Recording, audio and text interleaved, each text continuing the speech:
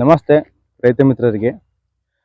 ತುಂಬ ಜನ ನನಗೆ ಕೇಳ್ತಾ ಇದ್ದೀರಾ, ನಾವು ಆಲ್ರೆಡಿ ಶುಂಠಿಯನ್ನು ನಾಟಿ ಮಾಡಿದ್ದೇವೆ, ಆದರೆ ಗಳ ಬಾಧೆ ಕಾಣ್ತಾ ಇದೆ ಹಾಗೂ ತುಂಬ ಬಿಳಿ ಆಗ್ತಾ ಇದೆ, ಯೆಲ್ಲೋ ಕಲರ್ ಇದೆ, ಬೆಳವಣಿಗೆ ಇಲ್ಲ ಅಂತೇಳಿ ನನಗೆ ತುಂಬ ಕಮೆಂಟ್ಗಳು ಮತ್ತು ಕಾಲ್ಗಳು ಬರ್ತಾ ಇದ್ದಾವೆ.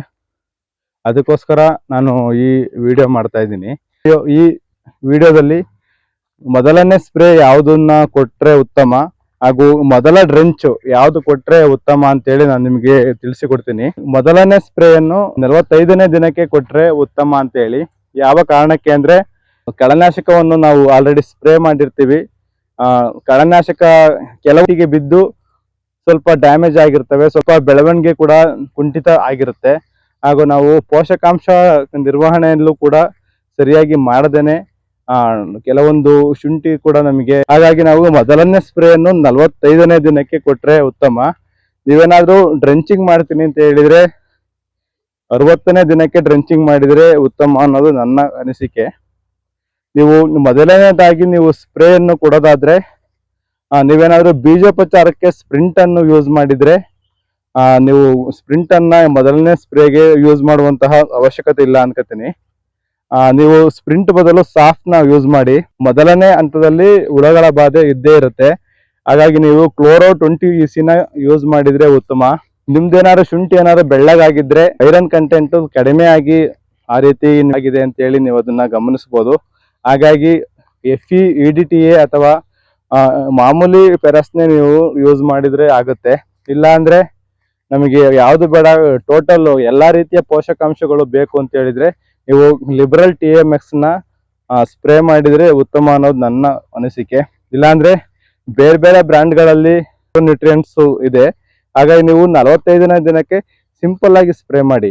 ಅತಿ ಹೆಚ್ಚಾಗಿ ಅಥವಾ ಕಾಸ್ಟ್ಲಿ ಮೆಡಿಸಿನ್ ಏನು ಸ್ಪ್ರೇ ಮಾಡುವಂತಹ ಅವಶ್ಯಕತೆ ಇಲ್ಲ. ಕ್ಲೋರೋ, ಒಂದು ಸಾಫು ಪ್ಲಸ್ ಒಂದು ಮೈಕ್ರೋನ್ಯೂಟ್ರಿಯೆಂಟ್ಸ್ ನ ನೀವು ಸ್ಪ್ರೇ ಮಾಡಿದ್ರೆ 45ನೇ ದಿನಕ್ಕೆ ಸಾಕು. 45ನೇ ದಿನಕ್ಕೆ ಮೊದಲ ಸ್ಪ್ರೇ ಕೊಟ್ಟ ಮೇಲೆ ಒಂದು 4-5 ದಿನದಲ್ಲಿಯೇ ಗಿಡಗಳದ ಒಂದು ರಿಸಲ್ಟ್ ನಿಮಗೆ ಗೊತ್ತಾಗುತ್ತೆ. ನೀವು ನಮ್ಗೆ ಇನ್ನೂ ಕೂಡ ಶುಂಠಿ ಡೆವಲಪ್ಮೆಂಟ್ ಆಗ್ಬೇಕು, ನಮ್ಗೆ ಇನ್ನೂ ಕೂಡ ಶುಂಠಿ ಚೆನ್ನಾಗ್ಬೇಕು ಅಂತ ಏನಾರು ಇದ್ರೆ ನೀವು ಡ್ರೆಂಚಿಂಗ್ ಕೂಡ ಮಾಡ್ಬೋದು. ಡ್ರೆಂಚಿಂಗ್ ನ ಕೊಡೋದ್ರಿಂದ ಬೇರಿನ ಬೆಳವಣಿಗೆ ಕೂಡ ತುಂಬಾ ಚೆನ್ನಾಗಿ ಬರುತ್ತೆ, ಇಂಪ್ರೂವ್ಮೆಂಟ್ ಆಗುತ್ತೆ, ಹಾಗೂ ಇಳುವರಿ ಕೂಡ ತುಂಬಾ ಚೆನ್ನಾಗಿ ಬರುತ್ತೆ.